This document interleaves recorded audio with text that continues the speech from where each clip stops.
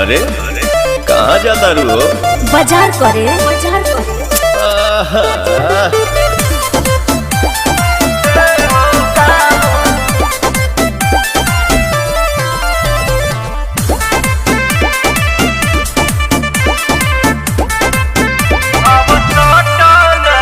मन करे निकली ना घरवा से बहरी, कहेलो लइका लागेलू तू सहरी। हमारी जवानी कौन आंडू पांडू खाती नहीं खे बोल। अच्छा मन करे निकली ना घरवा से बहरी, कहेलो लइका लागेलू तू सहरी। फेकेले दाना हमरो दीवाना, मुश्किल चलल डगर भइल। अरे जहर भइल बा हो, जहर भइल बा।